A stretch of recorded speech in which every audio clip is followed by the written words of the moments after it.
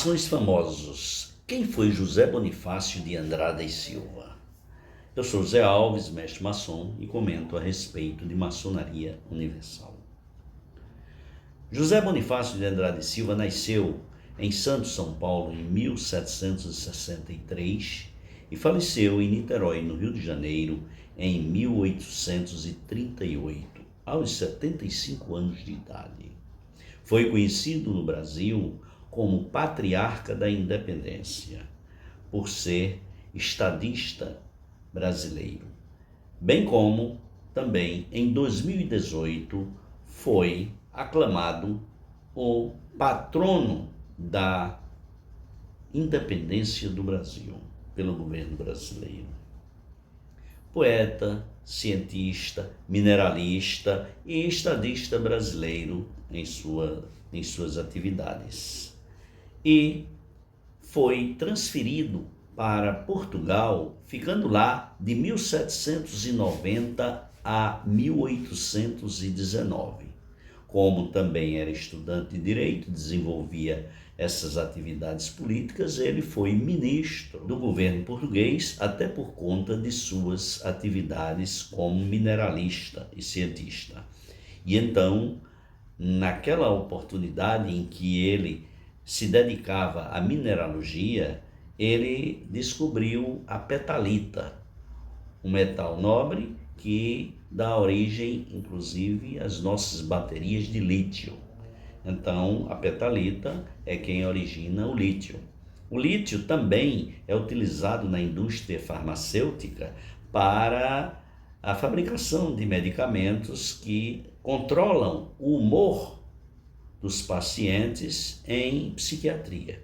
Em 1819, insatisfeito com as situações políticas de Portugal, até porque Portugal tinha aquele ranço ainda da Revolução do Porto, e então José Bonifácio transfere-se para o Brasil. Aqui encontra uma colônia partindo para um reinado de Portugal. Então, transformação de um governo. Nessa situação, ele assume um posto aqui, vindo de Portugal, com o título de ministro do governo português. Aqui ficando, ele desenvolve uma série de atividades, inclusive um programa que vai dar origem a uma constituinte para o Brasil imperialista a ser comandado por Dom Pedro I. Mas as coisas avançaram e, na realidade, essa situação complicou-se para os olhos de Portugal, que mandaram exatamente buscar Dom Pedro I para Portugal, tirar do Brasil Dom Pedro I com a condição de se abafar os movimentos de emancipação política no Brasil com a sua possível independência. Nessa condição, e naturalmente também como uma pessoa de vanguarda política, ele fez aquela carta para Dom Pedro, enquanto Dom Pedro estava em São Paulo. Ele, do Rio de Janeiro, enviou aquela carta que pedia a Dom Pedro que ficasse no Brasil, não fosse para Portugal, ou seja, desobedecesse às ordens de Portugal. E a carta foi tão convincente que Dom Pedro, ao ler a carta, disse: se é aquela frase que nós conhecemos na história, se é para o bem da nação, digam ao povo que fico. E então, o dia 9 de janeiro de 1822, ficou consagrado ao dia do fico, que nós vemos na nossa história.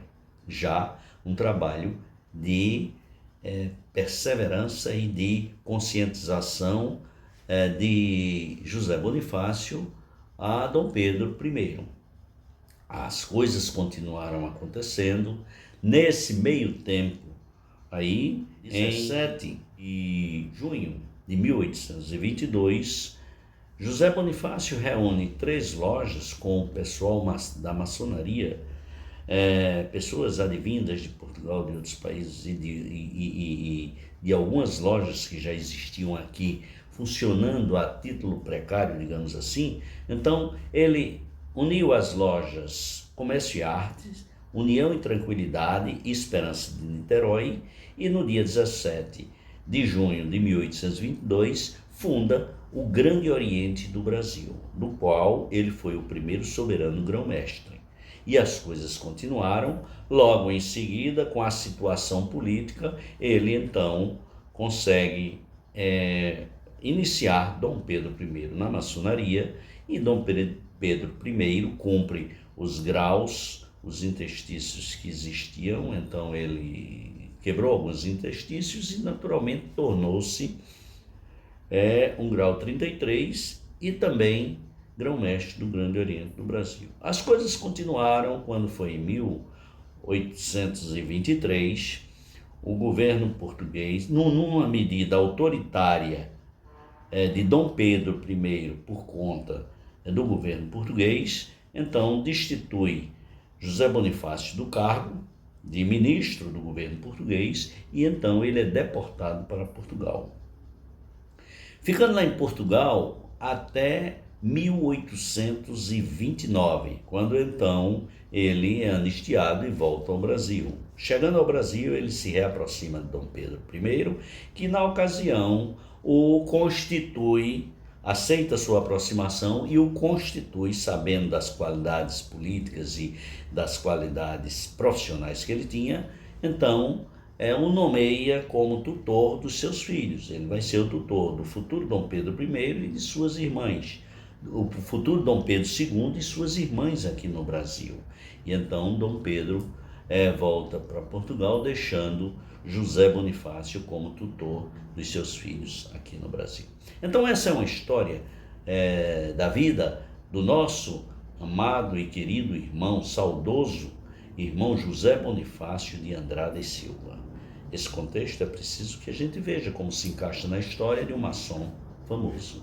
Eu espero vê-los em nosso canal Maçonaria em Evidência. Deem o seu like, se inscrevam para receberem novos vídeos e novas informações a respeito dos maçons famosos. Obrigado pela atenção e até uma próxima oportunidade.